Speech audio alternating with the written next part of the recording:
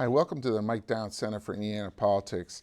We're looking at the Indiana General Assembly legislative session for 2023 at about its midway point. And first, I'd like to thank College TV for the production here, Ryan and Will, and everything that's been done. But also like to welcome our research associates with the Mike Down Center who will be discussing this today. First, we have Dr. Elizabeth Benyon from Indiana University South Bend, Dr. Gregory Schufelt from the University of Indianapolis, and Dr. Laura Merrifield Wilson, also from the University of Indianapolis. So we're going to be kind of looking at some of the dynamics that are going on politically, but also policy-oriented, and to try and contextualize the whole process for the people of the state of Indiana. And first, we kind of want to have a sense when we go through the news and hear about things about the General Assembly and the legislative session. Quite often we don't also have kind of have some context of what's really going on with some of the phraseology, et cetera.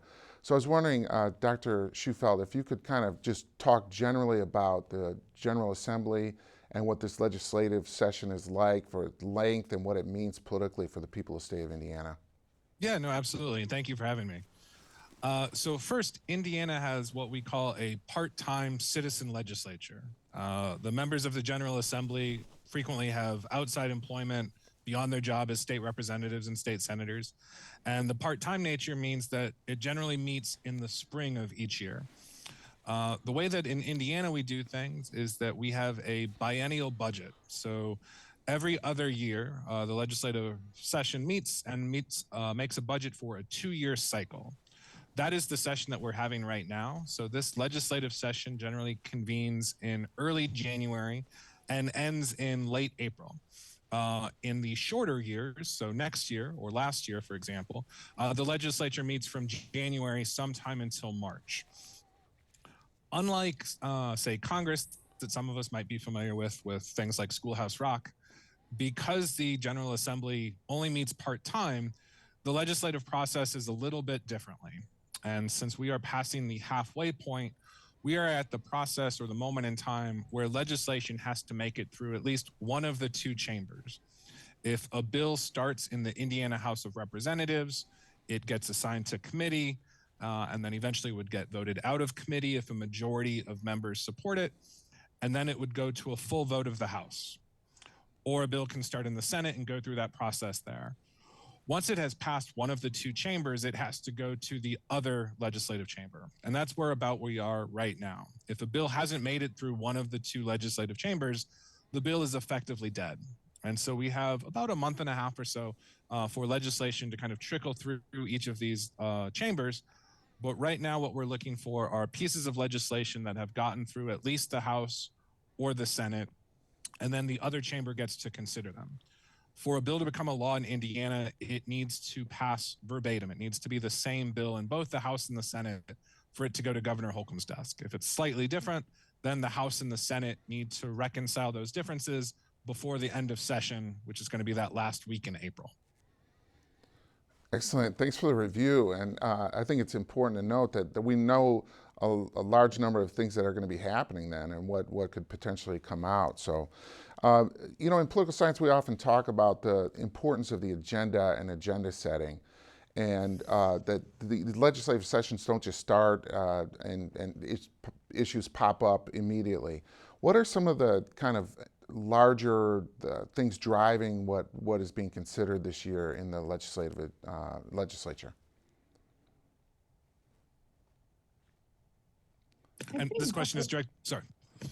Anyone one can of the take this. biggest things, of course, is because it is a budget year, is budget, right? Everybody wants to get their programs into that biennial budget because that's it for the funding for the next 2 years. And this is something that citizens also need to understand, because by the time the legislature is in session in January, it is almost too late to get bills introduced. All right, January 12th, the deadline for House bills, and January 13th for Senate bills. And so, well, people see the legislature meeting and they think, hey, this would be a great idea. Let me put this forward. It's too late because they needed to have those bills introduced starting in October for the Senate and November for the House. And next year won't be a budget year. So if what they're proposing comes with a necessary appropriations or funding, right, that could be too late as well. So it's important for our citizens to understand that timeline that we just heard about, because that affects when interest groups, but also ordinary citizens, really can propose something to their representatives and expect something to happen. And so that timeline is important. But because the budget takes place for a 2-year cycle, that's always the number one thing on legislators' minds. And of course, education is the biggest ticket item on in the budget. Yeah, and so many of these things are recurring. In other words, education, transportation, public safety, some of these big issues that we'll talk about some of the policy. But a lot of the politics is done. A lot of it's recurring, as you noted. So it's important to note, though, that getting something new on the agenda is you have to already have things done, is what you're saying, right, Dr. Benyon? That's exactly right. People need to understand that it will take time for your idea to actually be introduced into the state legislature. Yeah, excellent. So one of the large agenda setting functions that happens every year, particularly in this session, is what the governor has to say in the State of the State address. And it's kind of interesting to note that this executive has such a large influence on the legislative process. But can we kind of review a little bit what the governor went over in his State of the State address and what that means for what he wanted the legislature to consider this year? Well, I'd like to start with saying this year, because it's a budgeting session, we actually get a preview of the State of the State before it's delivered, because the governor issued his budget, like what he wanted to see, what items he wanted to focus on. As Dr. Benyon mentioned, this is like $43.3 billion budget. Over half of that, right around half of that, is focused on education. And so when you look at the budget before the State of the State, you get a strong sense of where the governor is going to be putting a lot of his pressure and power on. And that was what we heard in January, back when he did ultimately deliver the State of the State address. It was very much what one would expect to hear from Governor Holcomb, especially having had served now in his second term, an emphasis on education. He talked a lot about healthcare, workforce development, which has been critical for him, and especially economic development more broadly in addition to that. And when you look at what came out of the State of the State and then what was proposed in the budget and the difference that you see in the state legislature, I think those places where they're not exactly the same or congruent is really important. So when you think of education, for example, one particular point that Governor Holcomb made is he wanted to see free textbooks for families. We're one of 7 states that doesn't have that. So if you're a family with who's your child in a public school, K through 12, you're footing the bill. You're paying for their textbooks unless you qualify for free or reduced assistance. And the governor had put that in the budget, the proposed budget from his office, that would go through the Department of Education. What we saw through the House bill that has the budget is a suggestion that would reroute it and say, in fact, the money can come from the school foundations rather. And that's quite a bit different. It still means a family wouldn't necessarily have to pay for the textbook fees, but you're looking at a big difference in terms of equity, in terms of opportunity, in terms of how much money would be in any given school foundation.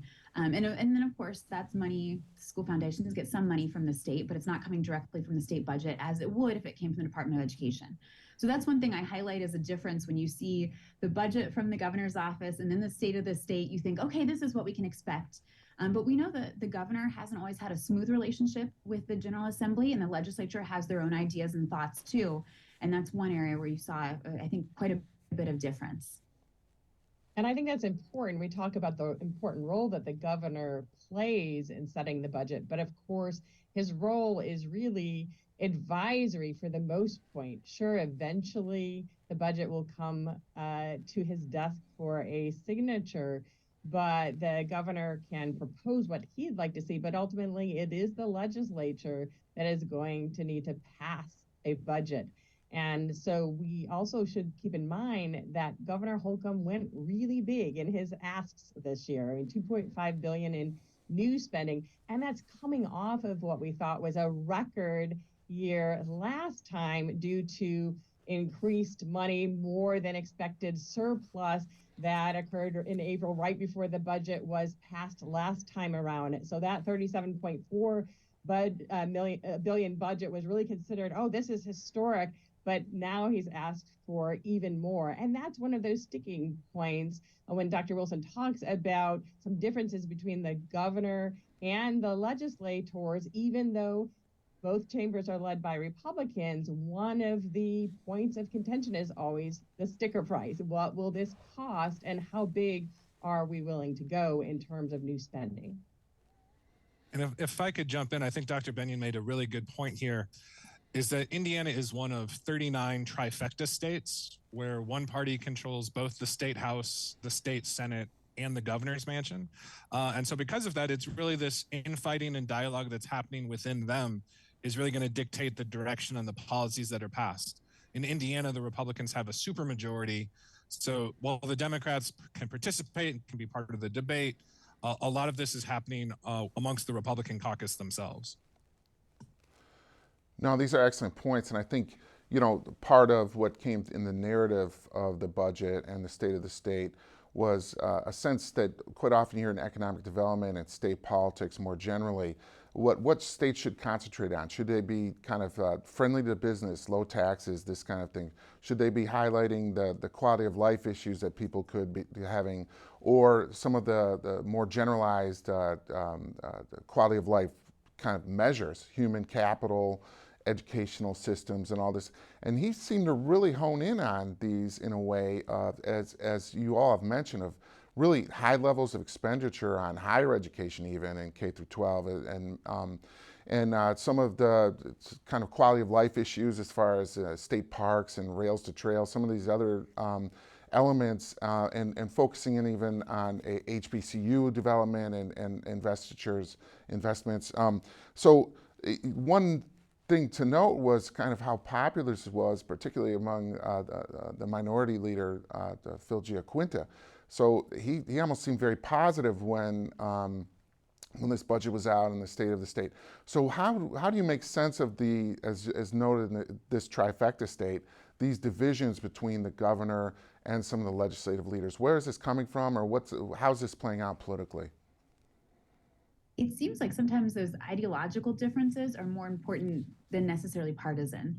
With the caveat of course, the Republicans having a supermajority in the House and the Senate, and as we said, having the governor's office, understanding that they truly do hold all that power, I think you see the splinters even between the House Republicans and the Senate Republicans, and then within their individual caucuses, that follows more of an ideological track. And that's what you see with Phil Giaquinta and some of the Democrats, where they do align or they do agree with some of their Republican colleagues on many of these issues. It's probably helpful too. We're in an advantageous position where we brought in excess revenue. We actually had a special session ultimately dealing with abortion, but was originally called in July of last year to figure out what we're going to do with all the extra tax dollars we had. And that's a really nice position to be in. So it does give the governor a little bit more latitude, as Dr. Benyon was talking about, to really push for an increase in terms of funding on certain things. But when we think about quality of life, is unlike some of the wedge issues or other challenges that really will divide based on ideology, I think you can see where you can have friends across the aisle, for example, because they recognize these as policy priorities that aren't necessarily going to be partisan. I'd add to that in Indiana, a lot of times we've tried to appeal to others as saying, well, we have really low taxes. You know, it's really cheap to live here. And we haven't really gone based on quality, but our perceived value is based on cost. It's just really cheap. But what are you getting for really cheap? And so some of these quality of life issues, I think, are trying to push back on that and kind of provide more for people than just really low taxes. What do you get for being in Indiana? Well, you also have these kind of opportunities as well. Yeah, and I think that Democrats have been pushing for a long time for more investment in K through 12 education, higher education, public health, many of the things, and mental health care that the governor really talked about and pushed. And as he thinks about his legacy and the quality of life in Indiana overall. But as we think about those tax refunds, we can also see those differences that Dr. Wilson talked about between the House and the Senate in terms of the Republican Party, because leaders in the House were much more likely to talk right away about giving additional money back to taxpayers. Well, leaders in the Senate were a bit more cautious and wanted to think about other things that they might be able to do with that money while we have it. And so we do see those differences between the House and the Senate within the GOP, as well as opportunities for collaboration and cooperation between Democrats and Republicans. And we have seen a number of Democrats pass bills, broadly supported, often unanimously passed out of committee types of legislation that everybody's able to get behind. But certainly you do need Republican support to pass anything in the General Assembly. And I think the institutional differences and the structural differences between the House and the Senate and between the General Assembly and the governor's mansion are also probably something that's of particular interest, at least to political scientists. You know, the governor can't run for re-election while every member of the House and the Senate can. The Senate represents larger districts than the House that perhaps have a little bit more diversity than smaller, more homogeneous House districts. So the factors that each individual political actor is kind of dealing with here are probably shaping some of that calculus in different ways as well. And the governor is relatively weak in the sense that a veto is so easy to override with a majority vote in both chambers, to the extent that it's sometimes unclear why bother have a veto at all.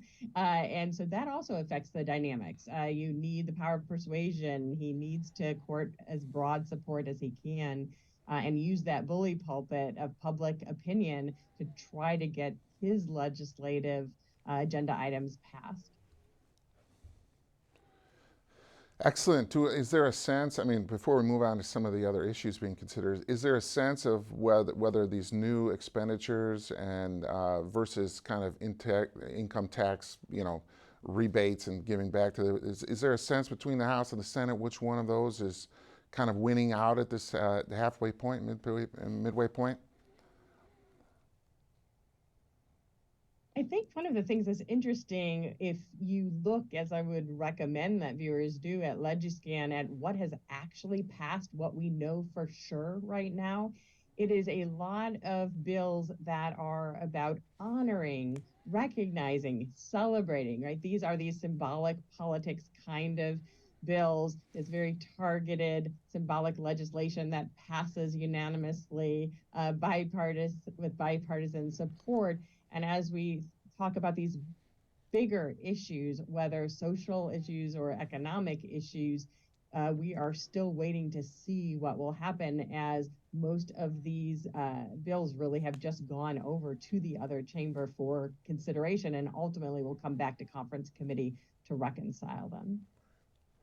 And I think that conference committee part is essential because for those where there are changes in one chamber or another, to your question, Dr. Wolf, I think that's where we'll see which side weighs out, whether it's the House or the Senate, which chamber is stronger in being able to push their ideas. Of course, it's somewhat situational based on the legislation. And we also see often where the House bill and Senate bill will be very similar. They're able to pass through, and then you have a conciliatory committee to consider those small nuanced differences. But it feels like that kind of assessment, unfortunately, we can't do until a postmortem of the entire legislative session, which we're just not at yet. And this is pretty par for the course with most legislative sessions, that kind of like our students with homework, it's going to be kind of a race to the finish line.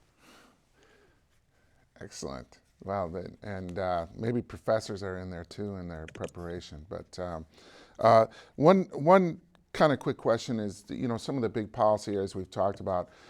What about some of the interesting legislation that you've seen come through that you'd like to talk about? Dr. Benyon, how about you? You had a list of things that you thought were particularly interesting that we should be keeping our eye on. Well, I think that one of the things that's interesting is that the governor definitely wanted to focus on issues like support for healthcare. Indiana does not fare very well when it comes to healthcare outcomes relative to other states, and education, both K through 12 and higher ed. expanding to include mental health care, economic development, particularly in the regions, and really keep the legislature laser focused on those big economic issues. But one of the things we've seen as you look at the bills that are the most monitored, the most tracked, the bills that most people have actually looked at online, they really have to do with some of those more controversial social issues, gender transition procedures for minors and potentially banning those, prohibiting services related to gender transition, protecting the ability of therapists and religious leaders to engage in conversion therapy for youth who identify as GLBT, making it so that teachers will have to report students that ask for a change of pronouns or identify as trans, and making it so that those teachers are protected if they choose not to use preferred pronouns. And so there are a lot of these issues that really the governor did not want to take up too many headlines or too much time in the legislature. But of course, we're still seeing those move forward, particularly in the House, with a lot of these bills focused on GLBT politics, but especially the T, right, on trying to walk back any kind of right for people who identify as transgender, particularly children. And so the status of these bills, obviously the controversy involved here, and with school curriculum and other kind of components. Are there other issues that we talked about marijuana and some of the other things other states have considered. Are any of these issues also percolating in this session in Indiana? I think Go ahead. I'm sorry. Well, I was going to add, I think the marijuana one's interesting because this was the first time it's ever gotten a hearing. No vote, of course, it's not going to go anywhere this session.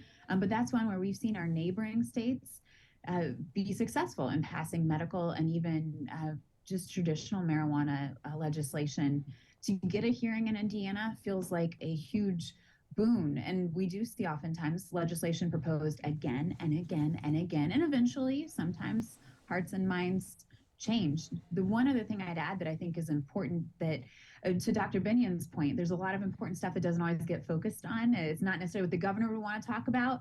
And I think, quite frankly, it's some of the most important things that we just don't get the headlines on. But if you look at House Bill 1001, the differences in terms of the income tax, the vision that the Senate sees versus the House in reducing the income tax to 2.9%, the House bill would have that happening in 3 years versus the Senate's preference for the Republican caucus of 6, and removing any of those trigger provisions, essentially, in case we didn't keep bringing in money at the rate that we are, so that we wouldn't go down quite so quickly in terms of income tax. It's a large part of our funding base for the state. I think that's a really important policy, or either way that you look at it, whichever lens you prefer on it.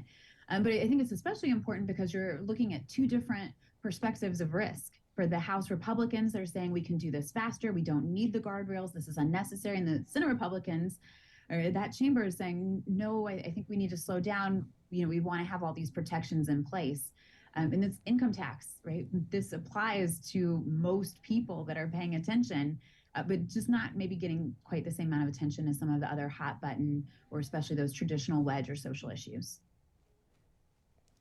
The other thing about the marijuana bill that's interesting is, of course, Indiana was not looking at legalization for medicinal purposes or legalization for recreational purposes, but just at decriminalization. So somebody could be fined but not put in jail or prison for marijuana possession in a small amount, under 2 ounces. And of course, it didn't go anywhere, but that debate also revealed some of those splits between economic conservatives, who are very concerned about economic growth and business being taken by the state of Michigan, for example, and Illinois or other neighboring states, and more social conservatives who worry about the larger implication of legalizing drugs and the effect that it may have on minors and what message it sends for the state. So it is an interesting conversation, but we're not going to see legislation move forward, even if we constantly see, anywhere from 12 to 20 bills introduced in any legislative session. Yeah. And from my perspective, at least from a political standpoint, that's kind of the most interesting thing that I'm kind of keeping an eye on during this last month is the tension between the Republican caucus. And we've seen this play out in a lot of other supermajority or trifecta states, is ultimately it's a give and take and a power struggle between these different factions. And with so many open seats, with a potentially new governor, with a potential new senator, there's really kind of fights going on right now for the direction of the Republican Party between these kind of more social or economic conservative approaches. And so it's interesting to see which bills are going to advance, which ones are getting hearings, and kind of who is emerging as kind of the next generation of power leaders within the Republican Party. I think it's stated that the Republican Party of Mitch Daniels is behind us. And that we're looking at kind of a different type of Republican Party right now. For me, the other issue that's really interesting is we often think about how state governments are representing us as citizens, but our city governments are also kind of creatures of the state. And so there are always tensions, especially that we feel here in Indianapolis, between state and local governments. And so this is something that is increasingly happening at a state level. It's a process called preemption, where states are preempting or taking authority away from local governments. And so a bill that is being debated this session is about attempts to try to regulate puppy mills in individual cities that would like to perhaps prevent private retailers from selling dogs or cats from those sorts of places. And state government is proposing preventing cities from enacting those types of laws. In Indiana, we already have preemption laws related to local governments can't raise their minimum wage larger. There are things that relate to ride sharing like Uber and Lyft. There are things related to bans on plastic bags. And this is a trend that we're really seeing happening across all 50 states. And that's one of the things that for us is really interesting is that a lot of the trends that we see in Indiana, we can learn what's happening in other states as well to kind of get a sense of what's going on. The case of the cities like Carmel and Bloomington trying to crack down on puppy mills and dog breeders is interesting too, because if we look at what committee passed that out, it is of course the Ag Committee. And so in a sense, these cats and dogs are treated like livestock because animals do not have legal standing in the state. So pets are property. They're property in a sense. They're considered almost an agricultural property or quantity. So that's always interesting, as well as people consider the entire scope of animal rights laws, which is really quite limited at this point. Excellent. So just to return to this idea, I mean, home rule, the ability of localities to govern and have some kind of, policy independence from the state. You're saying this preemption is on the march across 50 states. How much has this been a trend? Recently in Indiana, what do we see as far as that?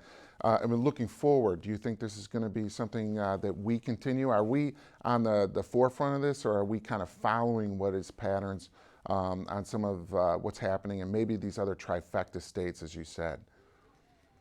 Yeah, so for me, this is something that we can kind of see a clear trend is that one of the strongest predictors of a state preempting local governments is whether or not Republicans control state government.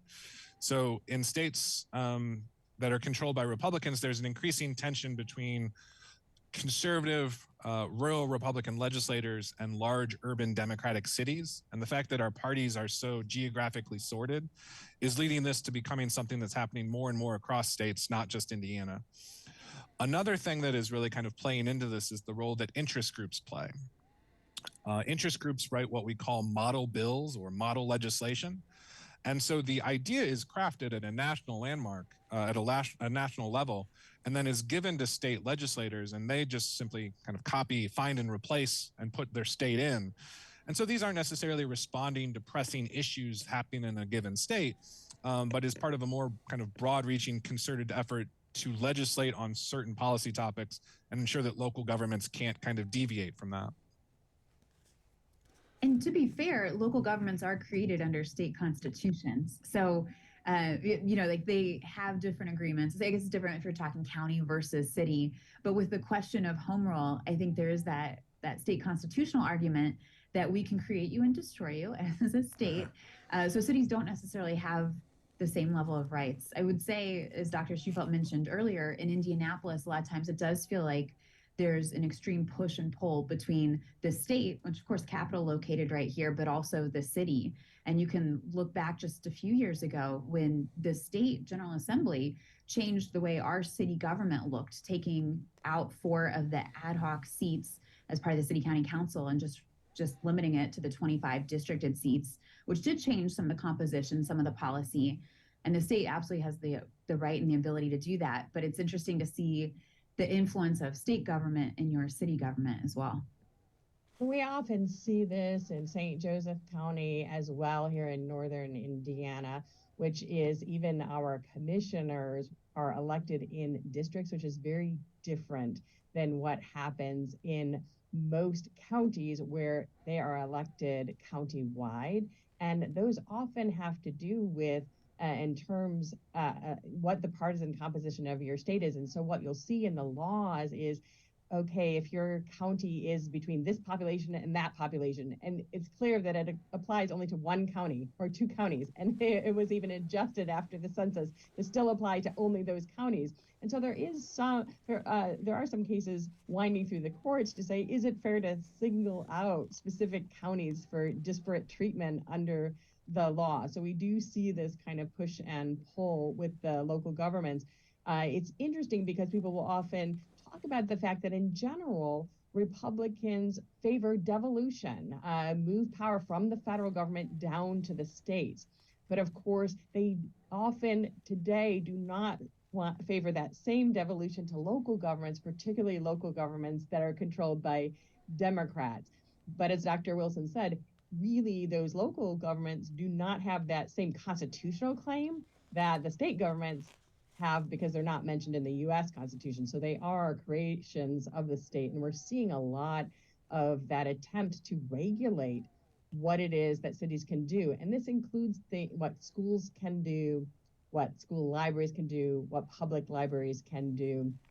So we're really talking about what some may see as micromanaging, right? Instead of allowing a local community to decide its values regarding how race, gender, sexuality are taught in the curriculum. We've seen additional anti-CRT bills dealing with how to talk about race, gender, sexuality, religion in the classroom, as well as bills advanced to strip away protections from school librarians in terms of materials that are in those libraries if somebody deems them to be obscene. And often, at first glance, these are very, seem like they would be bipartisan, right? We don't want anybody to feel like they are superior or inferior in terms of race. We do not want anybody to believe that they should be discriminated against based on race. But then a concern is when you get into some of the revisionist textbook that refer to enslaved people as immigrants, or some people were unfair to other people without actually identifying any of the institutional mechanisms at play. And so there's a concern that this could erase African-American history. Similarly with the books, will all GLBT content be banned? Books about how your body works and goes through puberty, would those be banned? Who determines what's obscene? And so these conversations are very interesting because on the one hand, of course, parents want to protect their children and people want to have equity in the way that people are talked about in the classroom and have all students feel comfortable. But what that looks like in practice is challenging, and increasingly the state's saying, well, we want to define that for you rather than letting you define that for yourself and your local community. Yeah, this is excellent. We're going to peel back a little bit more on these social and cultural issues because they really are going in many directions as far as what parents can control as far as you mentioned, what books should be available in communities, libraries, and schools, but in turn also whether transgender care can be provided, a parent can do that or not. I want to return to that in a minute. I do want to take us back for 1 second on the tax issue that Dr. Merrifield Wilson kind of highlighted, because it's often not thought about very much, particularly right now when, again, our surpluses are such that we're deciding how much to hand back and having special sessions to provide that. But can you hone in a little bit on what it means then to take back the income tax and how quickly to do that?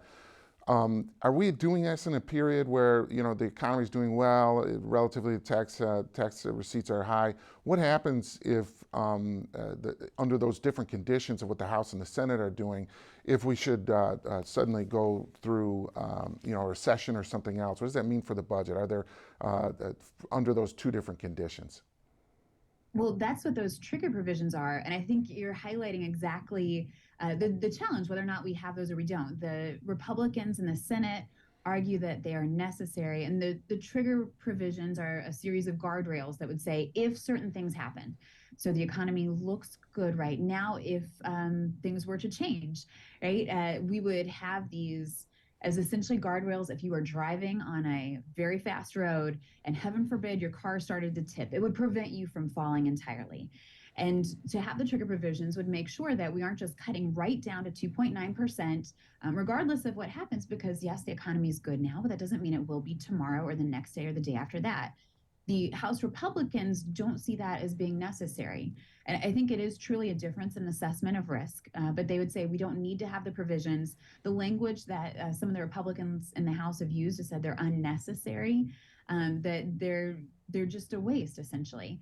And so by getting rid of those, and also, of course, going down to the 2.9% in 3 years versus 6, you're doing it twice as fast. So now think about driving on that road, doubling your speed, but also saying that you're not going to tip, that nothing's going to change, where the argument, of course, would be we're bringing in more than plenty, that even if something were to happen, it's absolutely not necessary. And that is where I really enjoyed the differences ideologically, and I think also the assessment of risk here, the looking into the future and the balance of what kind of risk we're willing to take on as a state. It will certainly impact individuals. Both the same party, right? We're looking at leaders with different ideological perspectives, though, approaching this policy very differently. And I think that is a really important difference in terms of speed, but also the trigger provisions that would have a major impact on Hoosiers, even though this probably isn't a bill that many people are tracking or really following. Absolutely, it's very key, and it will affect even the shorter term things as far as rainy day funds and how much people might return right in a tax rebate or something else like that. So there's a lot of elements to this. But while it's important for political scientists and those that are really watching and understanding state government, I think clearly some of the biggest things people are interested in right now are some of these cultural and social issues. So let's talk about this. We peeled back a little bit on this, but what do you see happening both for the Republican Party, I think, as Dr. Schufel has mentioned, and Dr. Bennion too. I mean, this has been a real theme about what it means for the future of Indiana politics, that these kind of are being championed at some level, but not for instance, by the governor. And what do you see in policy right now happening in this session, potentially coming out? I think Dr. Schufeld's point about interest groups being important is one that bears repeating. One of the things we saw when social and cultural issues really took the national stage when the Religious Freedom Restoration Act was proposed, and when Indiana was thinking about what to do in terms of same-sex couples and whether or not to protect people from being fired or being refused housing based on the fact that they may be gay or lesbian, is that there was such a national attention that the business community, particularly the Indiana Chamber of Commerce, said this would not be a good idea to move forward with this, that we really want to attract people, especially workers, for high-wage jobs to our area, and we could be seen as a less welcoming state. And so you saw both on sort of what to do with same-sex marriage, but especially what to do with these basic rights for people who identify as members of the GLBT community, to say, this may not be good for business. We are not seeing the same kind of pushback on bills this session that specifically deal with trans affirming care, protection of parents of trans children, or teachers who decide not to recognize pronouns or decide to pursue treatments that would convince the child that they are their birth gender identified at birth is the same as what they should be in the future. That those are kind of being supported by law, whereas trans affirming care is being potentially challenged by law or even prohibited. And so we're seeing this play out, but we're not seeing the same feedback from the business community. And the chamber says, look, our members are very, very divided on this issue. Although we see support overall, nationally and even in the state, is actually relatively high for basic rights for trans people. When it comes to children and youth, people are a little bit unsure and unclear, and there's lots of division within the business community and the state as a whole. And so we're not seeing that same leveraging of interest group power that says, hey, this could harm our state, the reputation of our state, attraction to our state. But we have seen some recent studies and reporting in terms of people thinking about where to go to college, and some students, a fairly high number of students, saying, I think I'm going to not consider Indiana when I'm applying. So younger people seem to be paying more attention to these issues, as well as, of course, the national publicity surrounding the recent abortion ban. And as Dr. Binion said, they're divisive, right? These are classic wedge issues. Even though it's not an election year, this year we just had one. We mentioned this earlier. The House of Representatives, all 100 folks will be up for re-election should they choose to run next fall, and you're looking at half of the 50 members of the Senate. So I think when these are the kind of issues that do get headlines, that people do feel very divided, but also strongly on, some of these issues, I think, quite frankly, are for re-election thoughts. Even if we are further away than we are to the previous election, these are the kind of things, unlike income tax, which is really important, and solar panels and many other issues that our state is addressing. Some of these issues are going to be very important to voters, and that's one of the reasons that legislators feel so passionately. Particularly in a primary election, right? So when we have so many uncompetitive districts in the state legislature, that means you are finding issues that will appeal to primary voters who may be further to the right or further to the left than your general election voter. Yeah, and I would even go a step further in that these sorts of anti-trans or the CRT legislation are almost exclusively driven by political considerations and very little policy considerations, because we're seeing these happen across multiple states. This is not in response to a policy problem that is specific to Indiana. There's not a rush of teaching these things in elementary schools. There's not a rush of some of these sorts of things happening, but they are divisive and they do generate headlines. So there's political benefits for exploiting wedge issues and perhaps scapegoating people that are less likely to vote for you in the first place, because we're talking about these issues and not other issues, like making it harder to vote by mail in Indiana or other things that get less attention. And so it's easier to kind of use a smokescreen to focus on some of these cultural issues.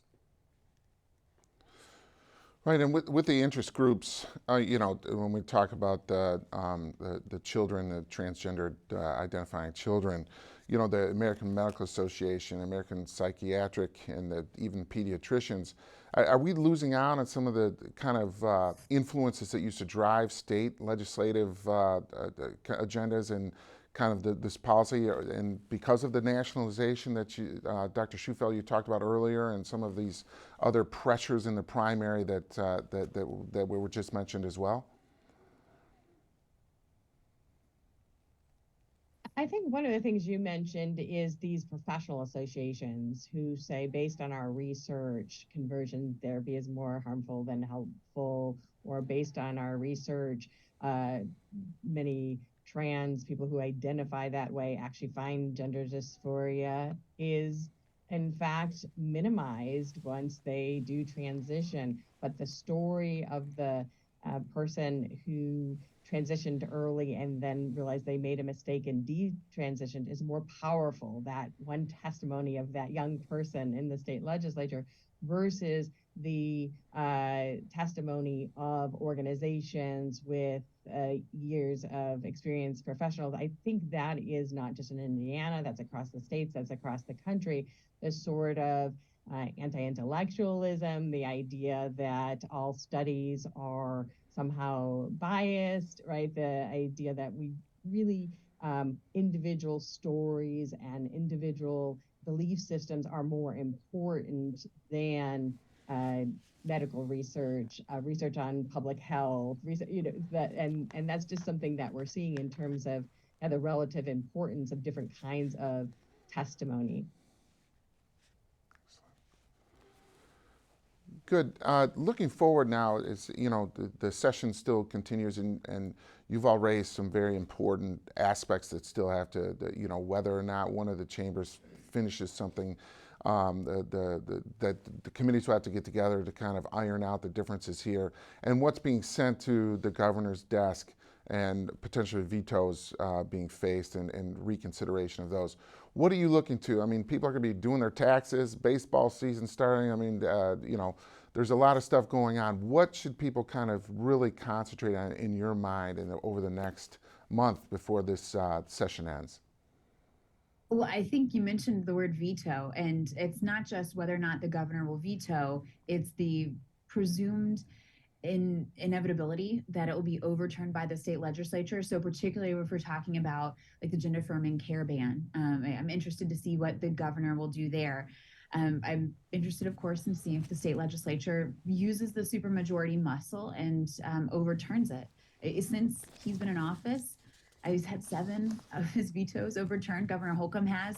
So for me, just broadly seeing where the legislation goes, if it passes the finish line, but not just getting through both the House and Senate, what does the governor choose to do? And he's not running for re-election this next cycle for governor. So he has a little bit more latitude, I think, a little bit more muscle to flex there than maybe he has necessarily in the past. But I'd say broadly for all the legislation, I'm looking at that dynamic between the governor's office and the Indiana General Assembly and seeing how that plays out. I think another big thing that people are going to see is legislation affecting their local public school systems and their sort of education ecosystem in their communities. We hear a lot of talk in both chambers about reinventing high school, and generally this is referring to moving toward more active, hands-on, employment-based training, including potentially really sort of farming out much of that, not to public schools that have vocational programs in place, but to employers, and sending the money potentially with the student. And what does that look like? How would it work? What will this emphasis on career training mean for local public schools, but also for students, for employers, for assessment, for funding long term? And so we see additional dollars being allocated to expand the number of people who can take advantage of school choice scholarships, sometimes called vouchers. And so that is really shaking up local public school systems, particularly when we look at another bill that would mandate the closure of a school if it's at 60% occupancy, beside a bill that allows the charter schools to buy that empty building for $1. So then sets up additional competition. So things are really in flux with education and what that will look like. The vast majority of Indiana's students are educated in traditional public schools, but that system is changing very quickly. And so that will be something that we're seeing in our communities, and that school systems, public, private, and charter will be working out in the years to come. And for me, I'm looking for the ideas that don't quite make it to the finish line, because that'll be helpful to get a sense of where we're going next session and the year after that. So even before the session really got underway, there was a lot of push to perhaps consider abolishing the state income tax. That's not an idea that got a lot of traction this session, but that's the sort of high-profile idea that I would expect to come back. So I'd be interested to see what doesn't make it, because that'll kind of inform where we go going forward.